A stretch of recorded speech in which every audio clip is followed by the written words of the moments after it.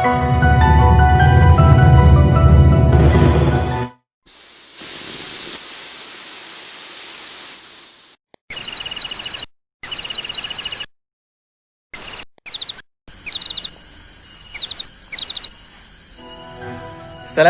warahmatullahi wabarakatuh. Alhamdulillah, perjalanan Lazis Arimatea Yogyakarta kali ini sampai di situs Watu Belencong. Alhamdulillah, hari ini perjalanan Arimatea ke pelosok-pelosok untuk menyampaikan dakwah Islam. Alhamdulillah, kali ini berhasil sampai di wilayah Gunung Kelir, Girimulyo, Kulon Progo. Insya Allah berikut-berikutnya kami akan mengunjungi situs-situs yang lebih luar biasa lagi. Seperti yang dijelaskan dalam Al-Quran, yakni Ud'u ila sabili rabbika bil hikmah wal mau'idatil hasanah al-ayah, yang artinya adalah berdakwalah kalian dengan hikmah dan dengan pengajaran-pengajaran yang baik. Artinya memang sebagai seorang pendakwah, kita ini diharuskan untuk berjalan di muka bumi ini untuk menyampaikan Islam. Dan ada satu poin pokok yang kadangkala kita ini tidak luput dari perhatian kita, yakni adalah dakwah di wilayah pelosok. Oleh karena itu, Lazis Arimatea hadir dengan dai-dainya yang ditempatkan di seluruh wilayah pelosok di seluruh Indonesia.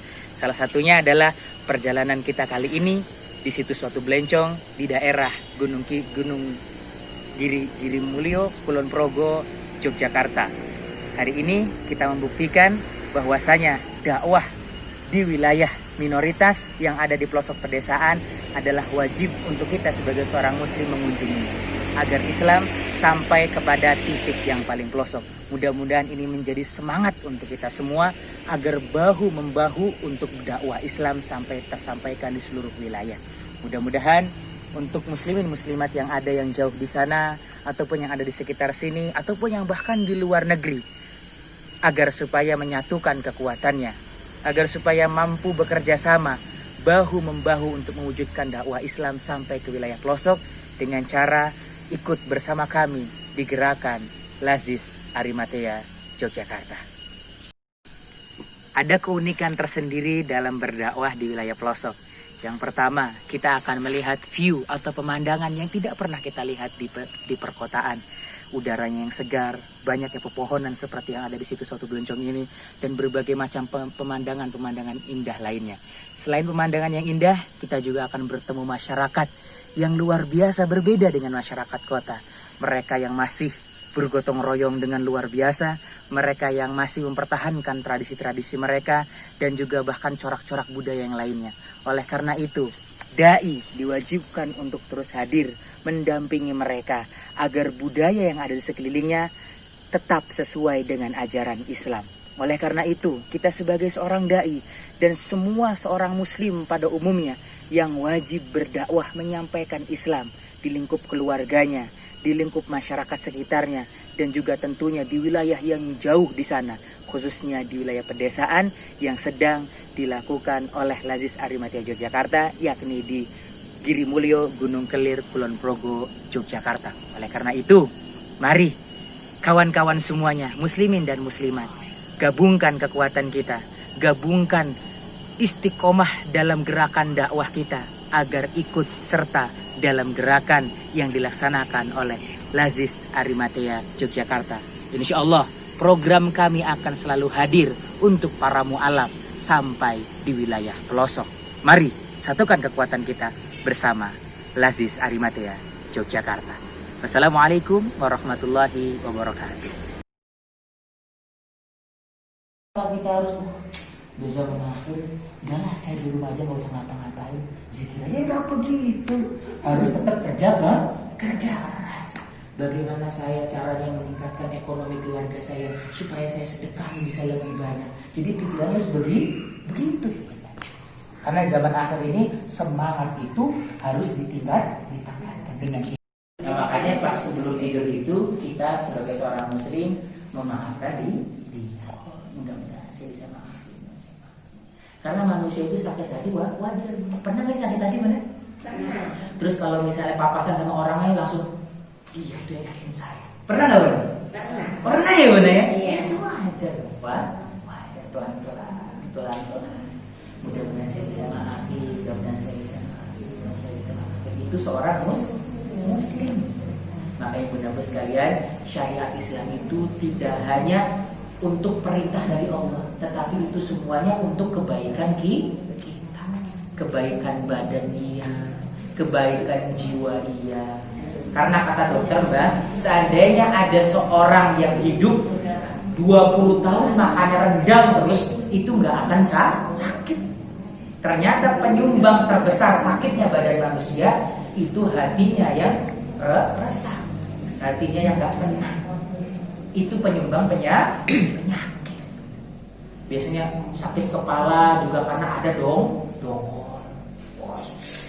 Kesel banget sama dia. Aduh pusing jadi kan gitu udah. Merembet kemana-mana, lama-lama meriang kan gitu. Ada tetangganya beli kulkas, wah tiba-tiba minta kerokan gitu. Meriang melihatnya gitu.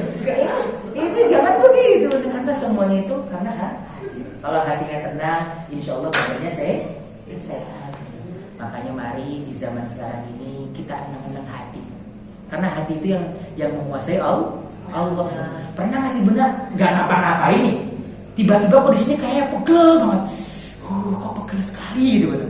Entah apa mikirin apa tiba-tiba pegel aja di sini bener. Pernah nggak bener? Pernah ya bener ya. Tiba-tiba kayak capek gitu di sini bener. Mikirin ini, mikirin itu, mikirin itu capek gitu. Padahal nggak lagi makan nangka, nggak lagi ngapa-ngapain, cuma lagi duduk. Tiba-tiba di sini pegel gitu. Pernah ya bener ya? Nah itu tuh butuh doa hatinya bener.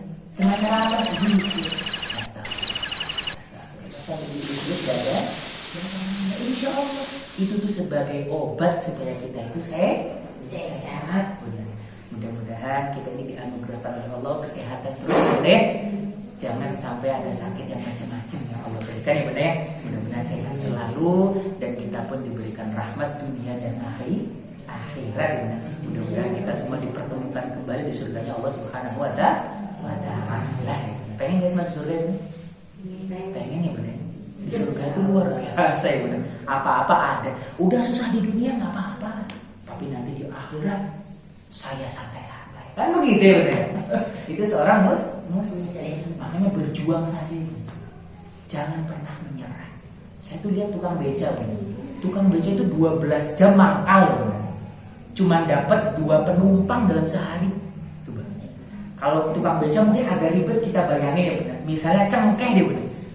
Banyak yang punya cengkeh deh benar ya. Kira-kira nunggu cengkeh panen itu lama gak benar? Lama ya bun. Kira-kira kalau udah panen 2 jam cukup nggak panen cengkeh? Rasanya ya nggak lama kan benar ya. Apa panen cengkeh itu gitu. Apa namanya udah ngumpulin cengkeh itu nggak selama kita nunggu panen tuh benar. Artinya apa? Perjuangan itu lebih panjang benar dibandingkan kebahagiaannya. Tetapi kalau Allah sudah kasih bahagia itu belum merasakan. Coba waktu Bunda Welas waktu Bima pertama kali sakit itu kan kepikiran Bunda ya, bingung kalau tuh bener. Sampai sakit sendiri. Tapi sekarang Bima sembuh, seneng nggak bener? Belum kan gitu bener. Padahal sembuh itu ya cuman butuh waktu sekian jam tuh bener, sakitnya kan lama ya bener. Gitu. Tapi kalau Allah kasih di ujung kebahagiaan itu lega. Makanya jangan pernah khawatir, memang kita itu susah. Cari makan agak susah. Cari penghasilan pun ya sedikit-sedikit ya bunda ya. Tapi dicukup-cukupkan ya bunda. Karena kita itu sebagai seorang muslim syariat adalah merasa cukup. Orang miskin itu apa sih Mas Fauzan? Orang miskin itu orang yang gak pernah merasa cukup. Ada gak orang yang udah punya mobil, tanahnya di mana-mana, kendaraannya sejumlah keluarga tapi merasa kurang? Terus ada gak? Ada ya benar ya. Ini kurang, saya belum punya ini, saya belum punya ini. Itu orang miskin. Karena dia merasa kurang terus. Tapi kalau orang kaya itu apa? Allah kasih ini alhamdulillah. Dapat ini alhamdulillah. Dapat rezeki ini alhamdulillah. Jangan pernah memandang rezeki itu sempit. Kalau dikasih uang alhamdulillah saya dapat rezeki. Kan mesti begitu ya. Enggak cuma uang rezeki. Kesehatan juga rezeki. Dikasih uang 100 juta tapi besok setruk, kira-kira gimana bro? Enggak mau ya bener ya. Mending saya makan jenggal terus sama penting sehat kan gitu ya. Ternyata sehat itu luar biasa, bener. Rahmat Allah yang luar biasa itu sehat.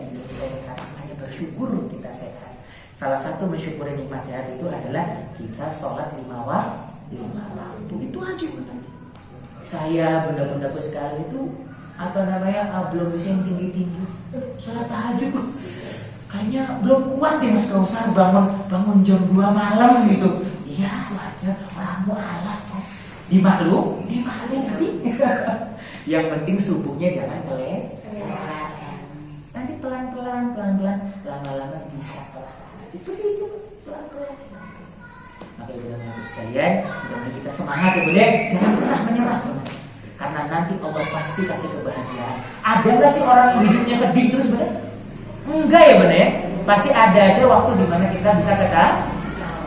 Jadi Allah itu tahu, nggak mungkin kamu tuh sedih terus. Pasti saya kasih kebahagiaan. Rata-rata orang itu setengah percaya sama Allah. Misalnya punya utang, berdoa sama Allah, ya Allah mudah-mudahan bisa lunasin utang. Terus saya berdoa, opo iyo aku iso. Pernah nggak gitu? Jangan begitu. Kalau doa tuh yang tetap, yang yakin, insya Allah Allah Maha Besar, yakin utang pasti lunas. Begitu, Bismillah, yang yakin. Jangan tiba-tiba selesai doa, gimana caranya ya? Apa bisa saya baru tanya setengah hati. Jadi kebanyakan dari kita Allah tidak mengabulkan doa kita itu karena kita doanya setengah hati, nggak yakin 100%. Makanya mulai sekarang yakin sama Allah. Insya Allah Allah ngajak. Bahkan kucing aja yang nggak punya orang tua ya, itu hidup aja tuh benar. Kita lihat lagi sehat aja, lihat lagi di dapurnya, lihat lagi jalan lagi, lihat lagi kan ya benar. Hidup aja tuh kucing gitu. Padahal nggak punya orang tua. Apalagi kita manusia yang bisa berpikir, bisa bekerja, pasti Allah kasih rezeki. Mudah-mudahan ini sedikit yang bermanfaat ya bunda. Sebagai penutup nanti kita persilakan kita. Assalamualaikum warahmatullahi wabarakatuh. Nama saya Muhammad Al-Kausar. Alhamdulillah saya merupakan dai yang ditempatkan dari Lazis Arimatea, Yogyakarta. Saya ditempatkan di Dusun Beranti, Gunung Kelir, Kulon Progo, Yogyakarta, terhitung sejak 1 Januari 2019 lalu. Alhamdulillah kegiatan kami di sini adalah membimbing mu'alaf, karena memang di sini adalah mayoritas adalah mu'alaf yang ada di wilayah minoritas, sehingga aktivitas kita banyak membina mu'alaf, mendampingi mu'alaf dari mulai pendampingan syariat Islamnya, mulai dari cara mereka bermuamalah secara Islamnya, dan juga bagaimana mereka mengamalkan syariat Islam dalam kehidupan sehari-hari.